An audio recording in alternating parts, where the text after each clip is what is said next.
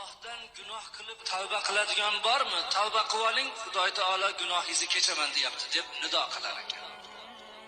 Yana bir farishta duolari bormi? So'raydigan hojati bormi? Hojatingizni so'rab oling, Xudo taolo ud'uni astajib lakum deyapti. Duo qilinglar, ijobat qilaman deyapti. Yana bir farishta nido qilar ekan. Xudodan rizqni so'raydiganlar bormi? Rizqni so'rab olsin. Qancha rizq kerak bo'lsa. Mana rizq beraman deyapti deganda uxlab yotsa ya. Unga qanaqa rizq beradi?